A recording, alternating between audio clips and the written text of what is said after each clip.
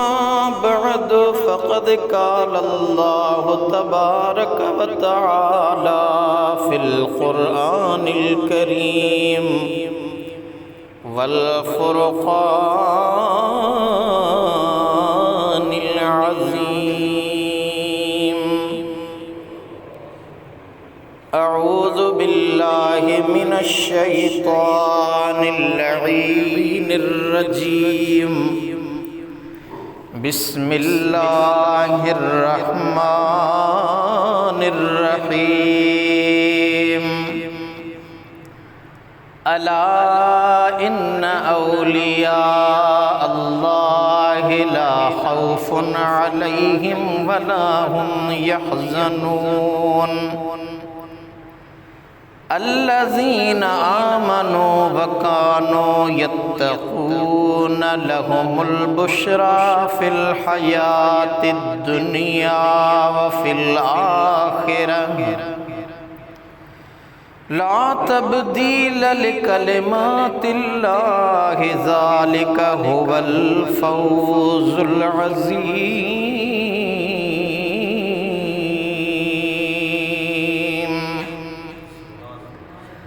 आमन्तु बिल्लाहि सदक़ल्लाहुल अलिय्युल अज़ीम व बल्लगना रसूलुहुन नबियुल हबीबुल करीमुल अमीन। व नहनु अला ज़ालिका लमिनश शाहिदीन वश्शाकिरीन वज़्ज़ाकिरीन वल्हम्दुलिल्लाहि रब्बिल आलमीन।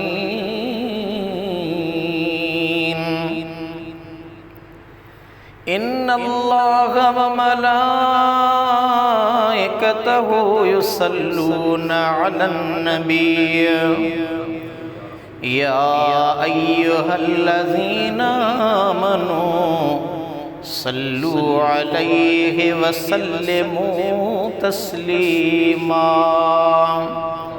अल्लाहुम्मा सल्लि वसल्लिम व बारिक अला सय्यिदिना व मौलाना मुहम्मदिन व अला आलिहि व अस्हाबिहि व अहलि बैतिहि अजमईन। बिरादरान इस्लाम, वाजिबुल एहतराम, सामईन किराम, अल्लाह तबारक व तआला जल्ल शानहू अमन वालहू अज़्ज़ बुरहानहू तक़द्दस शानहू जे लारी किताब कलाम मजीद फ़ुरक़ान हमीद जी सूरह यूनुस मझां कुछ आयतूं अव्हां जे साम्हूं तिलावत करण जी सआदत हासिल कई आहे। जिए त ही माहे मुबारक सफ़रुल मुज़फ़्फ़र औलिया अल्लाह जो महीनो सॾिबो आहे। उमूमन हिन महीने जे अंदरि बुज़ुर्गाने दीन जी अज़मत शान बयान कयो वेंदो आहे। अॼु दिलि चाहियो त उहे औलिया अल्लाह ख़ुदा जा वली केर आहिनि, अल्लाह ताला उन्हनि खे कहिड़ो रुतबो अता फ़रमायो आहे, उन्हनि जो हिन दुनिया में विलायत वारो पावर केतिरो आहे ऐं दुनिया मां गुज़ारे वञण खां पोइ अल्लाह ताला उन्हनि खे कहिड़ो पावर अता फ़रमायो आहे। इन सिलसिले में अॼु अव्हां जे साम्हूं रब्बे काइनात अज़्ज़ व जल जे कलाम मजीद खे पढ़ियो वेंदो। शाल रब्बे काइनात असां अव्हां खे पंहिंजनि प्यारनि जे उन हक़ीक़त खे सम्झण जी तौफ़ीक़ अता फ़रमाए ऐं पंहिंजनि प्यारनि सां पंहिंजी रज़ा वास्ते मोहब्बत रखण जी तौफ़ीक़ अता फ़रमाए। दुनिया में दोस्त दोस्त सां मोहब्बत रखंदो आहे, को कहीं जे दोस्त सां त यार मुंहिंजे फ़लाणे दोस्त जो ही प्यारो दोस्त आहे, इन जे करे हिन जी इज़्ज़त तौक़ीर पियो करियां। पर जेके अल्लाह जा दोस्त हुजनि उन्हनि जो मक़ाम ऐं मर्तबो निरालो आहे। दोस्ताने गिरामी, अल्लाह जे कलाम मजीद खे भी पढ़ंदा हलूं ऐं ॻाल्हि खे भी समझंदा हलूं। जेके आयतूं अवां जे साम्हूं पढ़ियूं पहिरियां उन्हनि जो तर्जुमो अल्लाह तबारक व तआला जी ज़ात बाबरकात पंहिंजे पाक कलाम मजीद में इरशाद फरमायो, अला इन्न औलिया अल्लाह ला खौफुन अलैहिम वला हुम यहज़नून।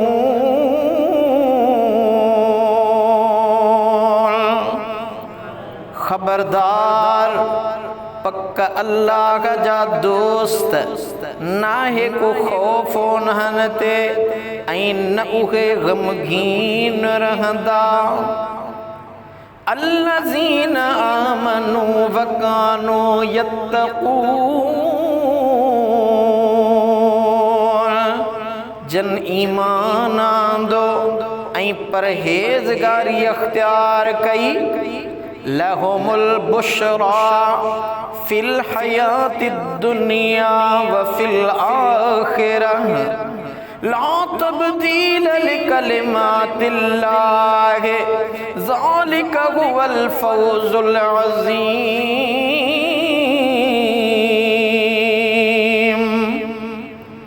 खुशखबरी आहे दुनिया जे हयातीअ ऐं आखिरत में उन्हनि लाइ नाहे का मट सट अल्लाह जे हुक्मनि लाइ।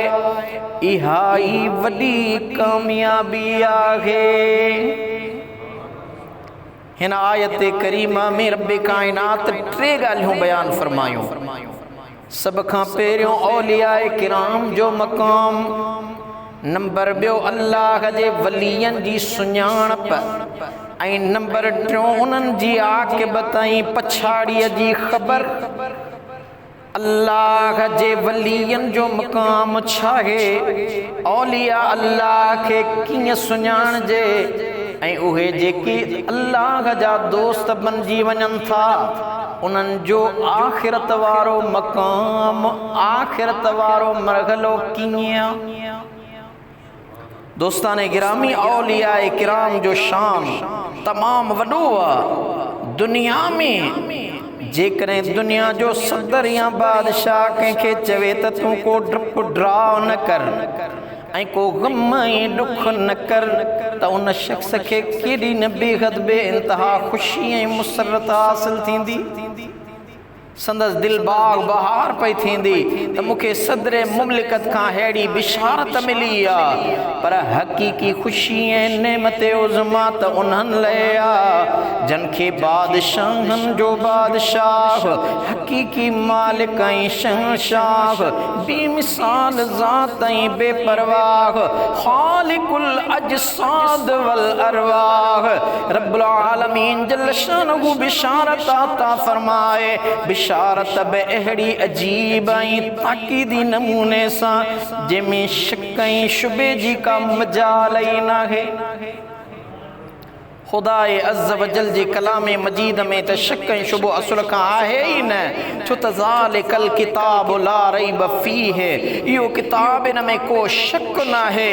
दोस्ताने गिरामी, इन ॻाल्हि जे लाइ मुकम्मल सबूत आहे। पर तंहिं हूंदे बि मौला करीम पंहिंजे वलियनि जे शान खे ताक़ीदी लफ़्ज़नि सां इज़हार थो फरमाए त ख़बरदार, बेशक औलिया अल्लाह खे को ॾुख न आहे ऐं न को गम कंदा।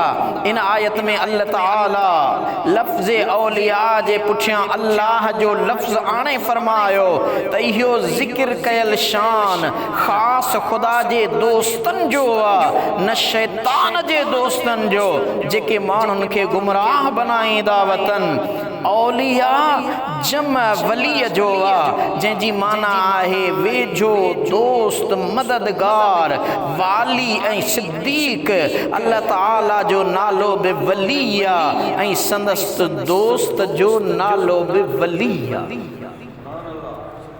खुदा खे वली इन करे चइबो आहे जो संदस वेझड़ाई सॼी मखलूक के शामिल आ। जहिड़ी तरह अल्लाह ताला फरमायो आ व नहनु अक़रबु इलैहि मिन हब्लिल वरीद, यानी असीं उनखे संदस कंद जी यानी शह रग खां बि घणो वेझो आहियूं। जेसि ताईं संदस वेझड़ाई मखलूकात मुमकिन के शामिल न थींदी त उन जे वजूद ई न ठहंदो। बाक़ी रहियो सवाल त संदस वेझड़ाई कीअं आ। इन लही अर्ज़ा त संदस कुर्बे बेनज़ीर ऐं बेकैफ़ा, जंहिंखे आलम मिसाल में कशफ जी नज़र सां संदस वली महसूस कंदा आहिनि। संदस ख़ास कुर्ब जेको ख़ास बानहन सां हूंदो वा, तंहिंजा बेअंदाज़ ऐं बेनिहायत दर्जा आहिनि। घटि में घटि दर्जो ईमान आणण सां हासिल थींदो वा। जीअं अल्लाह ताला जो इरशाद आहे, अल्लाहु वलियुल्लज़ीन आमनू, अल्लाह ताला ईमान वारनि जो दोस्त आहे। यानी बेईमाननि जो न, पर ईमान वारनि जो दोस्त आ। इन कुर्ब जो आला दर्जो अंबिया किराम अलैहिमुस्सलातु व तस्लीम के हासिल आ। नबीयन में भी वधीक कुर्ब असांजे आकाए नामदार मदीने जे ताजदार सल्लल्लाहु अलैहि वसल्लम के हासिल आ, ऐं उहो इलल अबद तरक्की कंदो रहंदो।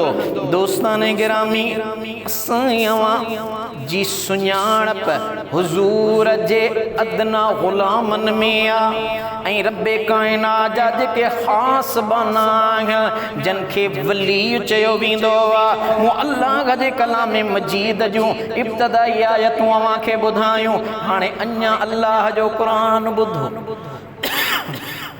अल्लाह ताला छा थो फरमाए, वमन युतिइल्लाह वर्रसूल फउलाइका मअल्लज़ीना अनअमल्लाहु अलैहिम मिनन नबिय्यीन वस्सिद्दीकीन वश्शुहदाई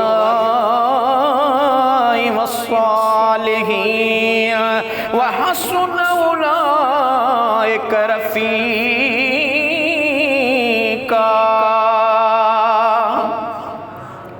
जेके ताबेदारी कंदा अल्लाह ऐं उन जे रसूल जी, त उहे उन्हनि सां हूंदा जन जे मथां अल्लाह जल जलालहू नेमत कई आहे। यानी नबीयन सां, सिद्दीक़न सां, शहीदन सां ऐं सालिहन सां, ऐं उहे सुहिणा रफ़ीक आहिनि।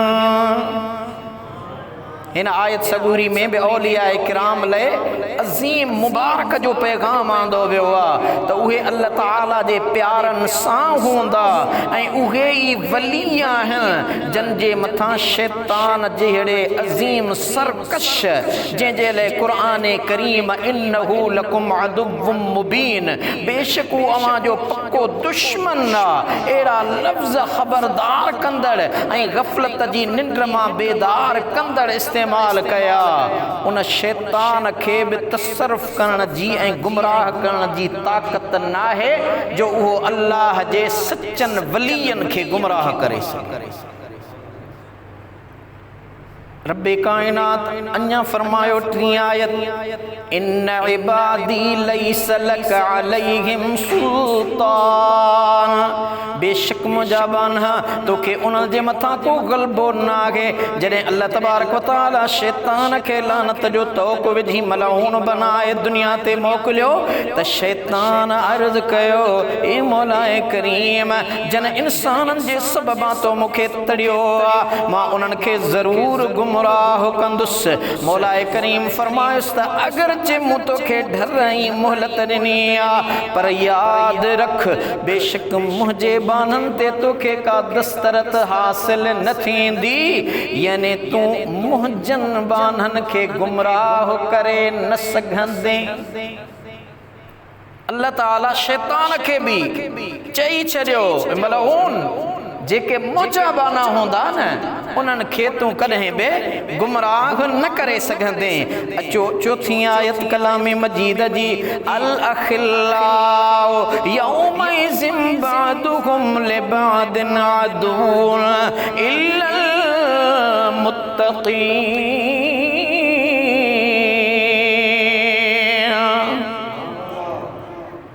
दोस्त उन ॾींहं हिकिड़ा उन्हनि मां ॿियनि जा दुश्मन हूंदा मुत्तकिन खां सवाइ, यानी जॾहिं हिक ॿिए जी मुखालिफ़त हूंदी उहे ई औलिया आहिनि जिन जी दोस्ती दुनिया में बि फ़ाइदो ॾिए ऐं आख़िरत में बि मुफ़ीद आहे। जॾहिं क़यामत जो ॾींहुं थींदो त अहिड़ी सख़्त हालत थींदी जो माउ खे पंहिंजो औलाद यादि न हूंदो, पीउ पंहिंजे पुटनि खां बेज़ार हूंदो। जीअं रब्बे काइनात बि आयत में इरशाद फरमायो यवद्दुल मुजरिमु लौ यफ्तदी मिन अज़ाबि यौमिज़िन बिबनीह, यानी गुनहगार चाहींदो त पंहिंजा बच्चा ज़ाल कबीलो सभई कुर्बान कयां पर मुंहिंजी जान छुटे। क़यामत में दोस्त दोस्तनि जा दुश्मन थी बीहंदा पर कुर्बान सौ भेरा कुर्बान। वलियन जे कदमनि जी मिट्टी तां जन जी मुक़द्दस जमायत अहिड़े मैदान में बि पंहिंजे दोस्तनि खे न विसारींदी। खुदा जा वली पंहिंजे दोस्तनि खे न छॾींदा न विसारींदा। दोस्ताने गिरामी 5 आयत रब्बे काइनात फरमायो युहिब्बुहुम व युहिब्बूनहु, इहो उन्हनि सां मुहब्बत रखे थो ऐं उहे इन सां मुहब्बत रखनि था। औलिया भलारा अल्लाह ताला जा महबूब आहिनि ऐं रब्बे काइनात वरी उन्हनि जो महबूब आहे। अल्लाह ताला उन्हनि सां मुहब्बत थो रखे ऐं उहे रब्बे काइनात सां मुहब्बत था रखनि। 6 आयत अल्लाह ताला फरमायो इन्नल्लज़ीना आमनू व अमिलुस्सालिहात उलाइका हुम खैरुल बरिय्यह जज़ाओहुम इंद रब्बिहिम जन्नातु अदनिन तजरी मिन तहतिहल अनहार खालिदीन फीहा अबदा रदियल्लाहु अन्हुम वरदू अन्हु ज़ालिका लिमन खशिया रब्बह। सूरह बय्यना जो ही 2 आयतूं जिन में रब्बे काइनात फरमाए रहियो आहे बेशक उहे शख्स जन ईमान आंदो ऐं चङा कम कया उहे मखलूकात में भला आहिनि। उन्हनि जे नेकिन जी जज़ा अल्लाह ताला वटि बेहिश्ते अदन आहे। उन्हनि जो समर बेहिश्ते अदन आहे जंहिंजे हेठां नहरूं वहंदियूं आहिनि उहे उन में हमेशह हूंदा। अल्लाह उन्हनि खां राज़ी थियो ऐं इहे अल्लाह खां राज़ी थिया। हिन मां साबित थियो त अल्लाह ताला वलियन खां न सिर्फ़ राज़ी आहे पर उहे पंहिंजे मालिक जे इनामात नवाज़शात खां मुतमइन ऐं राज़ी आहिनि ऐं जन खां राज़ी हुजण जो अल्लाह तबारक व तआला पाण ऐलान करे उन्हनि जो केॾो न मक़ाम ऐं मर्तबो हूंदो। अञा अल्लाह जो क़ुरान ॿुधो यौम नहशुरुल मुत्तक़ीन इलर रहमान वफ़दा।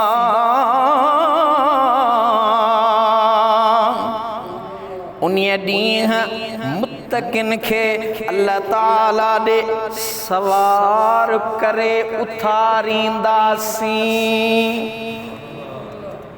ही वली ई आहिनि जे क़यामत जे मैदान मां सवार थी खुदाई हुजूर में पहुचंदा।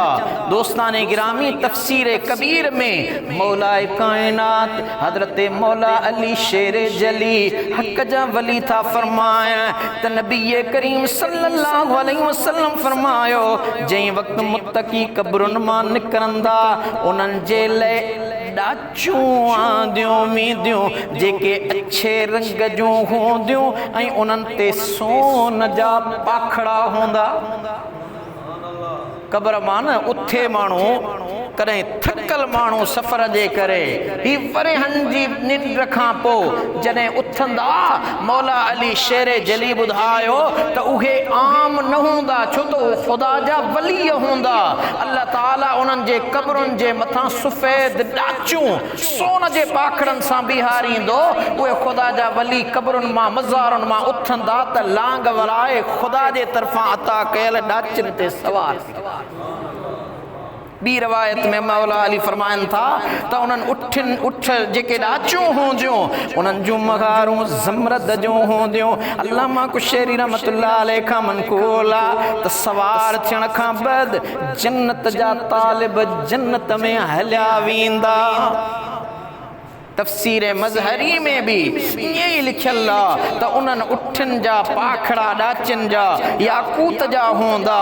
जे हुननि खे पंधु करण लाइ चवंदा त उहे ॾाचूं पंधु हलंदियूं। जेकॾहिं ख़ुदा जा वली चवंदा त उहे ॾाचूं ख़ुदा जी कुदरत सां अता कयल परनि सां उॾामंदियूं। जीअं बुराक हुज़ूर जो उॾामंदड़ हो, जिते पई नज़र पवे उते पियो विख रखे। अल्लाह ताला पंहिंजे कामिलन आरिफन वलियन बुज़ुर्गनि जे लाइ क़यामत जे ॾिहाड़े क़ब्रुनि मां उथण खां पोइ एॾे अज़ीम शानदार सवारिन जो इंतज़ाम फरमायो। अचो भला अल्लाह जे कलाम के पढ़ूं। इन्नल लज़ीना आमनू व अमिलुस्सालिहात सयजअलु लहुमुर रहमानु वुद्दा। बेशक जन ईमान आंदो ऐं सालिया अमल कयूं अल्लाह उन्हनि जे लाइ मुहब्बत पैदा कंदो। इहे ई वली आहिनि जिन जी दोस्ती लाइ रब्बुल आलमीन आसमाननि ऐं ज़मीन में ऐलान ॾियारींदो आहे। ऐं दुनिया में हज़ारा इंसान उन्हनि जे क़दमनि ते किरियल हूंदा आहिनि। जहिड़ी तरह रब्बुल आलमीन जे हिन फरमान मां वाज़े ऐं रोशन आहे। दोस्ताने गिरामी हदीस शरीफ़ में आयल आहे त रब्बे काइनात कंहिं बाने सां मुहब्बत रखंदो आहे। अवां जो न ख़ुदा जे वलीअनि ते हज़ारा माण्हुनि जा हुजूम पिया ॾिसो। इन जो सबबु छा आहे? ॻाल्हि छा आहे? तो असांजे अबे ॾाॾे जी क़बर ते केरु नथो वञे? दुनिया जे कहीं आम सरदार जी क़बर ते केरु नथो वञे? दुनिया जे कहीं जज आदिल काज़ी जी क़बर ते केरु नथो वञे?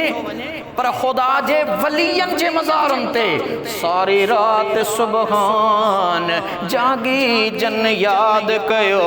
उन जी अब्दुल लतीफ़ चवे मिटी अबिलधो मान कोड़े कन सलाम अचो आ गए उन्हनि जे।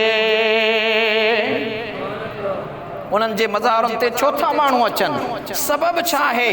हदीस जो मफ़हूम पियो मांखे ॿुधायां। दोस्ताने गिरामी त रब्बुल आलमीन कंहिं बाने सां मुहब्बत रखंदो आहे त मलाइकनि जे सरदार रूहुल अमीन हज़रत जिब्रील अलैहिस्सलाम खे हुकुम कंदो आहे ए जिब्रील मां पंहिंजे फिलाणे बाने सां मुहब्बत थो रखां।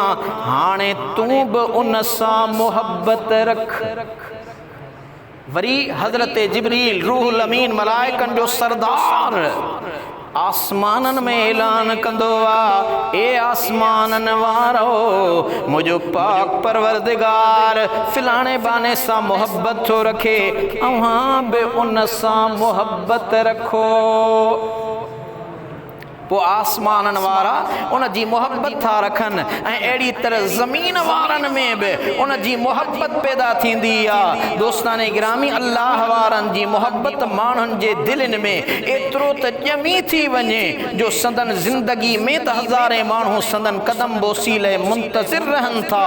पर विसाल खां पोइ बि हुननि जे मज़ारुनि ते बेअंदाज़ मख़लूक हाज़िर हूंदी आहे ऐं उन्हनि जे सदके में ख़ुदाए अज़्ज़ वजल खां दुआऊं घुरंदा आहिनि। अल्लाह जे कलाम खे अञा पढ़ूं। वला तक़ूलू लिमन युक़तलु फी सबीलिल्लाहि अमवात यानी उन्हनि जे लाइ जेके अल्लाह जी वाट में कुठा वञनि था मुअल न चओ। इहे औलियाए किराम आहिनि जो संदन विसाल खां बाद संदन जिस्मन मुबारकन खे मिट्टी न खाईंदी आहे, संदन जिस्म शरीफ सही ऐं सलामत रहंदा आहिनि। जहिड़ी तरह मुफ़स्सिरनि केतिरनि तफ़सीरनि जे अंदरि लिखियो आहे त हिन आयत करीम में ही इशारो आहे त जेके शख्स जिहाद अकबर वारा खुदाई तलवार सां खुदाई वाट में फनाइयत सां शहीद कया विया उन्हनि खे मुअल न चओ। दोस्ताने गिरामी इन बाबत कई रवायतूं मौजूद आहिनि। हज़रत पीराने पीर रोशन ज़मीर मुहीउद्दीन मीर बादशाह बगदादी छा तो फरमाए। हज़रत पीराने पीर जूर गवाम करामतों बुधियो हन पर हुननि अल्लाह ताला जी ज़ाते बाबरकात के राज़ी बनायो हो। इहा हज़रत गौसे आज़म जी करामत हूंदी ही जो गौसे आज़म जे जिस्म ते कॾहिं मख न वेहंदी ही, संदन जिस्म ते त न वेहंदी ही पर का चादर मुबारक जिस्म तां कुल्हे तां लाहे परे रखंदा हा। उन पीराने पीर दस्तगीर जी चादर ते भी कॾहिं मख न वेहंदी ही। माण्हुनि चयो अब्दुल कादिर जीलानी ही छा कमाल आहे जो अवां जे जिस्म ते मख न वेहे। इहा त ॻाल्हि सम्झ में अचे थी पर अवां जो कपिड़ो चादर परे पई आहे उन ते बि मख नथी वेहे। हज़रत महबूब सुबहानी फरमाईंदा हुआ त दोस्ताने गिरामी खबरदार मुंह में न दुनिया जी गंदगी आ न आखिरत जी मिठाई आ। मख वेहंदी आ या गंदगी जे मथां या मिठाण जे मथां। इहे ॿई शयूं मो अब्दुल कादिर जीलानीअ में न आहिनि। दोस्ताने गिरामी हज़रत इमाम रब्बानी मुजद्दिद मुनव्विर अल्फसानी रज़ी अल्लाह ताला अन्हु वक्त जो मुजद्दिद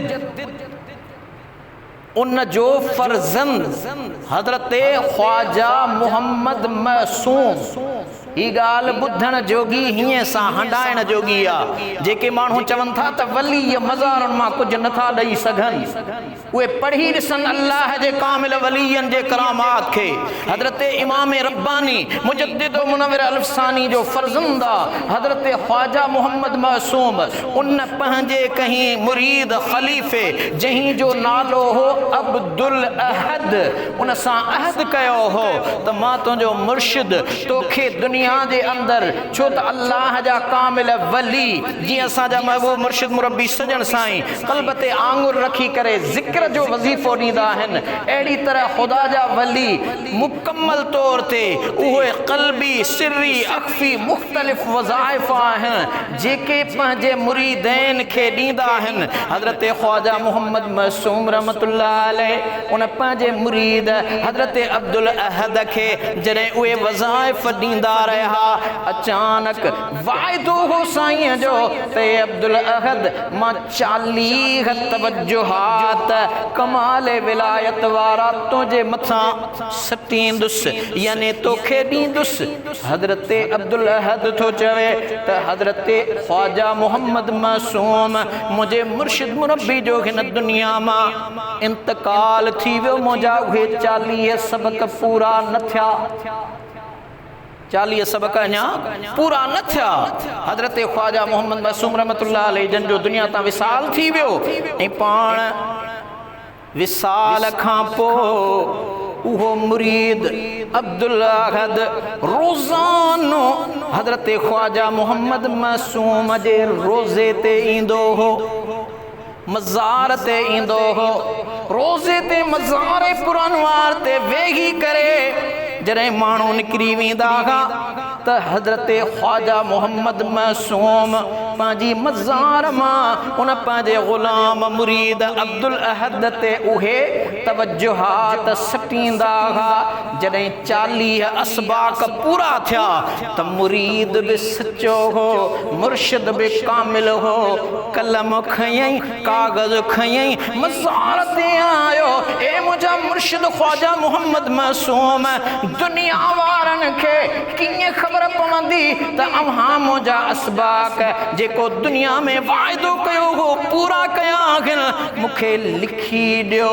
हज़रत ख्वाजा मोहम्मद मासूम हज़रत इमाम रब्बानी जे फर्ज़ंद उन्हें कागज़ जे मथां कलम सां अब्दुल अहद खे लिखी ॾिनो त अब्दुल अहद सां 40 तवज्जुहनि जो वाइदो कयो हुयोसीं, पर जॾहिं हयातीअ में पूरा न थी सघिया त बाक़ी रहियल तवज्जुहनि खे विसाल खां पोइ पूरो कयो आहे। ख़ुदा जा कामिल वली गुज़ारे वञण खां पोइ बि सबक ॾींदा आहिनि, इल्म पढ़ाईंदा आहिनि। ही हज़रत इमाम रब्बानी जे फर्ज़ंद जी मूं खे यकीनी ॻाल्हि ॿुधाई, छो त अला इन औलिया अल्लाह ला यमूतून बल यंतकिलून मिन दार इला दार। बेशक ख़ुदा जा वली मरन नथा, बल्कि हिकिड़ी जाइ मां निकिरी ॿी जाइ ॾे वञनि था।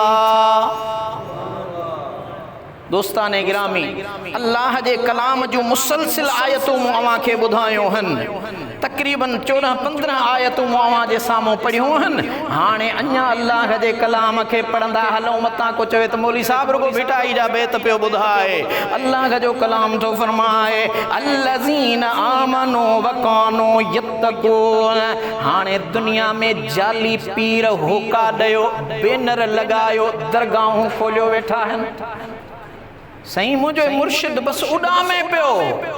दोस्ताने गिरामी, जेकॾहिं उडामण जी ॻाल्हि कंदो त हज़रत ख्वाजा मुइनुद्दीन चिश्ती अजमेरी रहमतुल्लाह अलैह जॾहिं इराक खां हिंदुस्तान में आया हा त उतां जो जादूगर जेपाल जोगी उन हीअं करे चमड़ो हवाए में उछलियो त घोड़ो बणिजी वियो, उन घोड़े जे मथां चढ़ी आसमान ॾे वियो।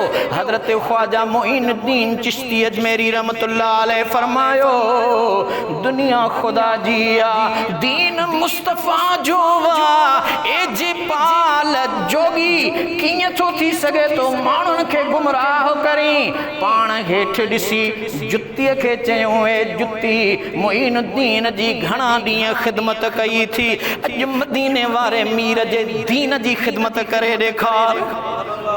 हीअं ख्वाजा मुइनुद्दीन चिश्ती अजमेरी रहमतुल्लाह अलैह जी उहा नालैन पाक हीअं जो हवाए में उड़ाणी, उन जेपाल जोगीअ खे हवाए मां पादरनि जो वसकारो करे हेठि लाहे आई। ऐं ख्वाजा मुइनुद्दीन चिश्ती अजमेरी चयो जे हवा में उॾामण करामत आहे त वॾी वलियत मखा, वो वॾी विलायत त इन मखीअ वटि आहे जेका उॾामंदी थी वते। उॾामण ते विलायत न हूंदी आहे। अल्लाह जो कलाम थो फरमाए अल्लज़ीन आमनू वकानू यत्तकून, जन ईमान आंदो ऐं परहेज़गार बनिया।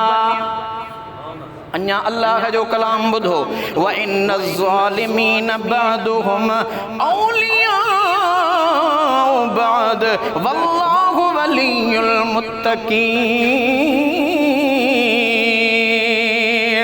ऐं बेशक ज़ालिम उन्हनि मां हिकिड़ा ॿियनि जा दोस्त आहिनि। दुनिया में सही फिलाणे जो दोस्त आहे, बज़ाहिर उन जो किरदार ज़ालिमाणो आहे। अल्लाह सही मिसाल थो ॾे त दुनिया में ज़ालिम जो दोस्त आहे ऐं उन जे दोस्तनि जो अंग बि वॾो आहे, पर रब्बुल आलमीन थो फरमाए ख़बरदार वल्लाहु वलियुल मुत्तकीन, अल्लाह फ़क़त परहेज़गारनि जो दोस्त। जिनखे वली चइजे न, वलीअ जी सुञाणप आहे उन जी तक़वा खे ॾिसो, करामतुनि खे न ॾिसो। करामतूं मूं चयो न त जेकॾहिं हज़रत पीरान पीर दस्तगीर फरमायो जेकॾहिं करामात दरियाह जे मथां मुसल्लो विछाए निमाज़ पढ़णा त पोइ हज़ारे मच्छियूं दरियाह में पियूं फिरनि, कई हवा में पखी पिया उॾामनि, उहे बि पोइ ख़ुदा जा वली थींदा छा? दोस्ताने गिरामी, अल्लाह ताला फरमायो इन्न अक्रमकुम इंदल्लाहि अत्काकुम, यानी बेशक मां वधीक इज्जत वारो अल्लाह ताला वटु हो आज को ज्यादा मुत्तकी परहेज़गार आहे। इन्नल मुत्तकीन फी जन्नातिन व उयून, तहकीक परहेज़गार बेहिश्तन ऐं चश्मन में हूंदा। व उज़्लिफ़तिल जन्नतु लिल मुत्तकीन, वेझो कयो वींदो बेहिश्त परहेज़गारन जे लाइ। जी मूं अव्हांखे मौला अली जी रवायत ॿुधाई न, हदीस ॿुधायमि न, त अल्लाह जा वली क़बरुनि मां ईअं कोन उथंदा, अल्लाह ताला उन्हनि जे लाइ सफ़ेद ॾाचियूं बीहारींदो क़बरुनि जे मथां, सोना उन्हनि खे पाखड़ा हूंदा। उहे ख़ुदा जा कामिल उन्हनि ॾाचियुनि ते सवार थी बेहिश्त ॾे वेंदा। अमुर थींदो ए बेहिश्त, मुंहिंजे प्यारनि खे पंधु छो थो कराई, तूं उन्हनि ॾे सुरी वञ, तू उन्हनि ॾे वेझो थी, छो त अल्लाह जो कलाम तो फरमाए व उज़्लिफ़तिल जन्नतु लिल मुत्तकीन, वेझो कयो वेंदो बेहिश्त परहेज़गारनि जे लाइ। दोस्ताने गिरामी, अञा अल्लाह ताला फरमायो इन्न तक़वा मुंतहा, तफ़सीर बेज़ावी वारो लिखे थो त इन्न तक़वा मुंतहा दरजातिस सालिकीन व हुवा तबर्रउ मिन कुल्लि शैइ सिवल्लाहि तआला इलल्लाहि तआला, सालिकन जो निहायत में निहायत दर्जो तक़वा आहे ऐं उहा तक़वा गैरुल्लाह खां बेज़ार थी अल्लाह ताला ॾे अचण जो नालो। साईं तहां चओ था त ख़ुदा जा वली मुत्तकी परहेज़गार हूंदा, तक़वा छा आहे? उन तक़वा जो जवाब अव्हांखे मिली वियो त हू दुनिया जे ॿियनि मशगलनि खे छॾे अल्लाह जी राह अख़्तियार करण वारा हूंदा, ख़ुदा जे दर ॾांहुं झुकण वारा हूंदा। छा जी निमाज़? साईं मुर्शिद निमाज़ मदीने में पढ़ंदो आहे, मानीअ जो ढिढ भरे मुरीदनि वटि निमाज़ मदीने में। इहे जाली जेके अव्हां जे साम्हूं इहे मुख़्तलिफ़ करामात जो ऐलान कन, उन्हनि खे चओ त तो में रसूलुल्लाह जी सुन्नत केतिरी आहे, अल्लाह जो ख़ौफ़ केतिरो आहे, तक़वा केतिरी आहे, तुंहिंजी ज़ुबान में तासीर केतिरो आहे, तूं ख़ुदा जे कामिलनि में शामिल आहीं। त अल्लाह पंहिंजे कामिलनि जूं निशानियूं ॿुधायूं आहिनि। सभ खां पहिरियां तो मुत्तकी परहेज़गार हूंदो, तो में रसूमात बिदआत, निमाज़ खां परे, रोज़े खां परे, हलाल खां परे, हराम जे वेझो, बिदअतुनि खां, सालिहनि जी सोबत खां परे, गैर सालिहनि जी सोबत में। दोस्ताने गिरामी, इहो ई सबब आहे जो ख़ुदाए अज़्ज़ व जल जा कामिल जन खे ख़ुदा कमाल सां नवाज़ियो आहे, उहे अॻे ॿुधंदा हुआसीं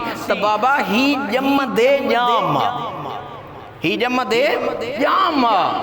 हज़रत महबूब सुबहानी खे दुनिया पीरनि जो पीर मञींदी आहे। दोस्ताने गिरामी, लेकिन उनजी हिकिड़ी अहिड़ी अजीब करामत, इन जे करे मां किताब खणी वेहंदो आहियां।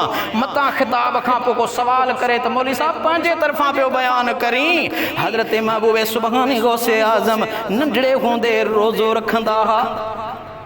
ये तो मशहूर करामत साईं जी। त रमज़ान मुबारक जे अंदरि पाण पंहिंजे अमड़ जो खीर तनावल न कंदा हा, न पीअंदा हा, पिरे फुटीअ खां सिज लथे ताईं। उहो हज़रत गौसे आज़म फरमाए थो 25 साल मां झंगनि ऐं फिटल मकाननि में फिरंदो रहियुसि। 40 वरह सोमणीअ जे वुज़ूअ सां फजर जी निमाज़ पढ़ियमि ऐं 15 वरह सोमणी निमाज़ पढ़ी सहर ताईं हिकिड़े पेर ते बीही करे क़ुरान करीम जो ख़त्मो कढंदो हुउसि। ही पीरनि जो पीर को ईअं कोन थियो अॼु जे पीरनि वांगुरु, बल्कि उन जी इबादत निहारियो ऐं 40 ॾींहं हिकिड़ो रोज़ो मुंहिंजा महबूब मुर्शिद सजण साईं, उन्हनि जा मुर्शिद सोना साईं जा मुर्शिद पीर मिठा अदे रसूल बख़्श मोहम्मद यूसुफ वारनि जे वालिद साहब चाचो मोहम्मद जेको हिन मस्जिद जो बांगो बि हो, उन ज़ियारत कई ही पीर मिठा जी। पाण 24 कलाकनि में साहिमी हूंदी ही, ताराज़ी हूंदी ही, नंढड़नि पुड़नि वारी, फ़क़ति हिकिड़ो छटांग आनो अटो उन में रखंदा हा, तोरे करे उन खां पोइ पाण उन अटे जी पाण मानी पचाए खाईंदा हा। फरमाईंदा हा त मेकूं ज़रूरत त अहंदी भी कान्ही, लेकिन मतां दुनिया भुलीज पोवे त को खुदा दा फरिश्ता अलाए क्या। इन्हीं दे करे नफ्स दी ज़रूरत को मारण दे ख़ातिर ए लोला मानी दा ज़रूरी है। हाणे हलंदड़ दौर जे कामिल वली जेकरे 24 कलाकनि में आनो छटांग अटे मां पाण मानी पचाए खाइन, इहो कमाल आ त गौसे आज़म जो कमाल छा हूंदो जंहिंजो सभिनी वलीयन जी गर्दन ते कदम। तॾहिं पाण फरमायूं त 40 ॾींहं मां अब्दुल कादिर हिकिड़ो रोज़ो बि रखंदो हुउसि। ही उहे ख़ुदा जा कामिल आरिफ वली जंहिंजे करामात ऐं कशफ में अञा खोड़ अहिड़ियूं ॻाल्हियूं आहिनि जे बयानु कंदुसि त तव्हां मुमकिन आहे उहे ॻाल्हियूं तस्लीम न करियो, छो त ख़ुदा तआला जा जॾहिं हू बणिजी वञनि था, लहुमुल बुशरा फिल हयात दुनिया व फिल आखिरह, उन्हनि जे लाइ दुनिया जी हयाती ऐं आख़िरत में बिशारत। अल्लाह ताला जो ऐलान आहे, हू दुनिया में हूंदा आहिनि तॾहिं बि मूं रब जे करे मुंहिंजा बाना उन्हनि सां मुहबत रखंदा आहिनि, ऐं आख़िरत में जॾहिं मुंहिंजी दरबार में ईंदा दुनिया सुञाणंदी त ही ख़ुदा जा दोस्त। इन्नल्लज़ीन क़ालू रब्बुनल्लाहु सुम्मा इस्तक़ामू ततनज़्ज़लु अलैहिमुल मलाइका अल्ला तख़ाफू वला तहज़नू वअबशिरू बिल जन्नतिल्लती कुन्तुम तुअदून। बेशक उहे बाना जन चयो त असांजो रब अल्लाह आहे, तंहिंखां पोइ इस्तक़ामत कयाऊं, लही ईंदा उन्हनि वटि मलाइक मरण वारे वक़्तु, सकरात जे वक़्तु अञा हुननि जो दम न निकितो हूंदो। अल्लाह जो क़ुरान थो फरमाए उहे मलाइक उन्हनि खे ॿुधाईंदा, न को ख़ौफ़ कयो न को ॾुख कयो, ऐं उन बेहिश्त ते ख़ुशि थियो जंहिंजो अव्हां सां अल्लाह वाइदो कयो। माना वो दुनिया मां ई बुरको पोइ मटाईंदा, पहिरियां अल्लाह जा फ़रिश्ता उन्हनि वटि लही ईंदा त अव्हां अल्लाह जी दरबार में था हलो, ऐं अव्हां सां रब्बे काइनात अज़्ज़ व जल जी ज़ाते बाबरकात ही ऐलान फरमायो आहे। दोस्ताने गिरामी, ही उहो खुदाए अज़्ज़ व जल जे प्यारनि जो कमाल आहे जन हमेशह अल्लाह ताला जी ज़ात खे राज़ी बनायो। हाणे आख़िरी ॻाल्हि दोस्ताने गिरामी, फ़इज़ा अहबब्तुहु कुन्तु समअहु अल्लज़ी यस्मअु बिही व बसरहु अल्लज़ी युबसिरु बिही व यदहु अल्लती यब्तिशु बिहा व रिजलहु अल्लती यमशी बिहा व इन सअलनी लअुतियन्नहु व इन इस्तआज़नी लअुज़ियन्नहु लाइज़न्नहु वमा तरद्दतु अन शै'इन अन फ़ाइलुहु तरद्दुदी अन नफ्सिल मोमिन यकरहुल मौत व अन अकरहु मसातहु वला बुद्द लहु मिनहु। मतलब त जेकॾहिं को बानो मुंहिंजो थी वेंदो आहे, अल्लाह जो फरमान आहे, जॾहिं उहो बानो मुंहिंजो थी वेंदो आहे त उन जे लाइ 7 नेमतूं मूं रब्बुल आलमीन रखियूं आहिनि। सभ खां पहिरियों हिकु त मां उन जो कन थो थियां जंहिंसां हू ॿुधे थो। नंबर ॿियो त मां उन जी अखि थो थियां जंहिंसां हू ॾिसे थो। नंबर टियों त मां हुन जो हथ थो थियां जंहिंसां वठे थो। नंबर चौथों त मां उन जो पेर थो थियां जंहिंसां पंधु कंदो आहे। नंबर पंजों जेकॾहिं मूंखां का शइ घुरंदो आहे त मां रब उन खे ज़रूरु ॾींदो आहियां। नंबर छहों जेकॾहिं मूंखां कंहिं शइ खां पनाह घुरंदो आहे त ज़रूरु उन खे पनाह ॾींदो आहियां। नंबर 7 कंहिं बि शइ में जंहिं जो मां कंदड़ आहियां तरद्दुद ऐं तवक़ुफ़ कोन थो कयां, जहिड़ो उन मोमिन जे साह कढण में तरद्दुद थो कयां जेको मौत खे पसंदि नथो करे, ऐं मां मोमिन खे तकलीफ़ ॾियणु पसंदि नथो करियां, पर मरणो ज़रूरु आहे। आहे, यानी ईमान अहले ईमान जन रब्बे कायनात खे राज़ी बनायो हूंदो आहे। हुज़ूर बि फरमायो त उन बाने में ज़म थी वेंदो आहियां। मंसूर जॾहिं चयो हो अनल हक़, मां हक़ आहियां, त ॼाणी वाणी कोन चयो हुयईं, इहो कैफ़ियती का ॿी हुई। मूं हाणे हिन किताब जे अंदरि पढ़ियो त उहो मंसूर हिलाज फ़तवा अचण खां पोइ जेल जे अंदरि लोहा नेल ऐं ज़ंजीर लॻल हा, इन जे बावजूद रात जो कई नफ़िल ख़ुदा जी बारगाह में अदा करण वारो। पोइ जेके सूफ़ी मंसूर जा पोइ लॻ सॾाइनि था, ॿुधायो तव्हां घणा नफ़िल पढ़ंदा आहियो?